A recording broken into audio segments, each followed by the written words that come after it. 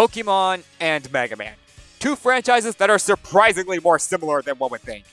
Between their rock, paper, scissors combat systems, using the powers of enemies right back at them, and the 8 challenges and a gauntlet system, these two game series have quite a lot in common once you look past the surface. With these similarities in mind, you'd think crossovers between the two would seem inevitable by this point, but with the Pokemon Company being a little too possessive over their IP, and Capcom mostly sitting around and doing nothing with Mega Man, the closest the two franchises have gotten to sharing a spotlight together is the Super Smash Bros. Series.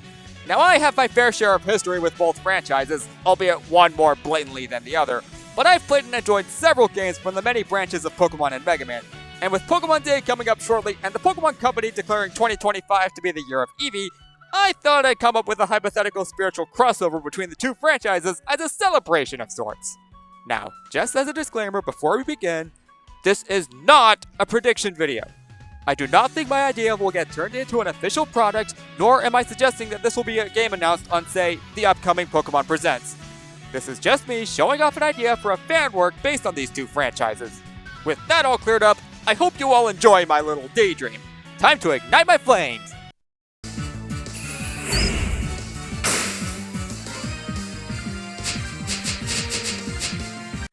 Admittedly, the story I had in mind is pretty much pure fanfiction, rather than what I think would be the ideal setup for the concept, but with the Switch Pokemon games giving Eevee and its evolutions plenty of love, I think I have a good enough story idea without straying too much from what's been established in canon. In any case, the bulk of my story will be based on Pokemon Scarlet and Violet, the main installment of Pokemon's 9th generation, and the 17th overall entry of the mainline Pokemon games. My story idea is that Pecharunt, a major antagonist from the game's expansion pass, is out to conquer the world and travels to the Mesagoza Academy for Pokemon to kidnap. Using their toxic Pecha Mochi, Pecharunt takes control of 8 Eeveelutions belonging to Penny, a student at the academy, and flees the school grounds with their newly possessed Pokemon. It's at this point that Eevee, a newer recruit to Penny's team with a strong sense of justice, asks her to go set out to rescue their teammates, to which Penny obliges. Eventually, Eevee is able to defeat the 8 Eeveelutions, returning them to their senses and learning moves based on their typings. Once this is done, Pecharunt makes their last resort and invites Eevee to their lair, where Eevee does battle with the Loyal 3, rematches against copies of the Eeveelutions, and finally Pecharunt themselves. Cue Pecharunt begging for mercy at Eevee's feet, then roll credits. Really, if this story seems basic as basic gets for Pokemon standards, it is. It's pretty much a retread of Mega Man 1's story with Pokemon characters replacing the original cast. Classic Mega Man was never really all that deep with its storytelling, and even with Pokemon mostly going for more complicated stories than it used to, a similar tale such as this ought to suffice for my little idea. Again, this story shouldn't have to stray too far from canon in order to work, given that characters like Penny and the Loyal 3 already have established personalities, and that the Eeveelutions fit in nicely with the 8 bosses structure.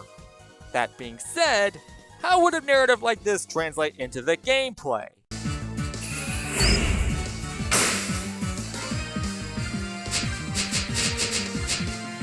By this point, most people know how a traditional Mega Man game works, but in case you don't, here's the general rundown. You play as Mega Man, the Blue Bomber, with the game starting you with 8 Robot Master stages to choose from.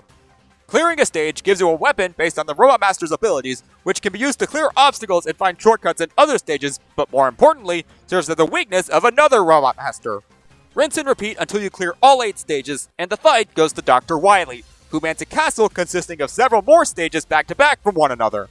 Within the castle are even more bosses that, though don't give weapons, have more difficult patterns and strategies than the bosses you fought in the initial 8 stages. Beat them, and you come to a boss rush against all 8 Robot Masters, and lastly, the game's Wily machine. Beat Wily, and you beat the game. As I've all but stated throughout the video, the 8 Eeveelutions are to serve as the game's 8 Robot Masters, having been brainwashed by Pecharunt's Mochi to serve as the game's bosses. Coming up with weapons for each of the Eeveelutions took no time at all for me, given that Let's Go Eevee already has move tutor moves for the partner Eevee to learn based on each of the Eeveelutions, so I just go with those for the 8 weapons. As for the weakness order, I tried to make it a typical cycle of each boss being strong against and weak to another in a single loop, with a possible secondary weakness as well. However, I wasn't able to do that while following Pokemon's official weakness chart perfectly, so there are going to be a few weaknesses that feel off to someone subscribing to the main type chart. With that in mind, the weakness order I came up with was the following. Flareon gives Sizzly Slide, a weapon based on Charge Kick that leaves small flames behind on the ground. Flareon's weapon is strong against Sylveon, whose weapon is Sparkly Swirl, a tornado hold like aerial boost that is strong against Umbreon. Umbreon gives Batty Bad, a shield weapon using Star Crash as a template that can be fired at a rapid speed and penetrate shields. Umbreon's weapon beats Espeon, who gives another shield weapon called Glitzy Glow, this time based more on Acid Barrier. Since there isn't a poison or fighting type evolution, I ended up making Espeon strong against Glaceon. Yeah, it's a stretch, I know, but anyways, Glaceon's weapon is Freezy Frost, which functions most identically to the Flash Bomb, and is strong against Leafeon. Leafeon's weapon is Sappy Seed, based on the Bubble Bomb weapon, and is strong against Jolteon. Jolteon's weapon is Buzzy Buzz, which freezes enemies in place like Ice Slasher, slowly damages them while stunned, and is strong against Vaporeon. Finally, Vaporeon's weapon is Bouncy Bubble, which functions akin to Danger Rat by trapping enemies inside, and can also serve as a bounce pad to reach higher platforms. This, of course, is Flareon's weakness. To recap, the weakness order I made goes Flareon, Sylveon, Umbreon, Espeon, Glaceon, Leafeon, Jolteon, Vaporeon, and Flareon again. Once the 8 Eeveelutions are down, it's time to storm Pecharunt's lair in the land of Kitakami. Pecharunt's gauntlet this time around is split up into 5 stages, with the first 3 stages being against Okidogi, Munkidori, and Fezandipiti respectively.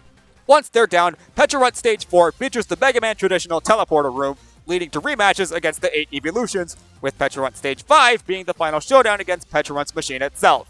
For the Loyal 3, I thought boss fights similar to the X-Hunters from Mega Man X2 would fit the trio, given that they share the whole Brains, Brawn, Beauty shtick with each other. Munkidori and Surges being Brains, Okidogi and Violan being Brawn, and Fezandipiti and Agile being Beauty. For Pecharunt's machine, I had the idea of a giant beanstalk with Pecharunt's capsule, resembling the capsule Pecharunt already hides inside, attached to the top, appearing as though it were growing from the mechanical beanstalk. The fight would consist of 2 phases, one against the beanstalk machine, and the other with Pecharunt's capsule, emulating the Wily capsule bosses of the classic series. Overall, I think this structure keeps the spirit of the Mega Man franchise alive, while throwing in an Eevee-based twist on the formula. Perfect for the little mammal's blue bombing spotlight.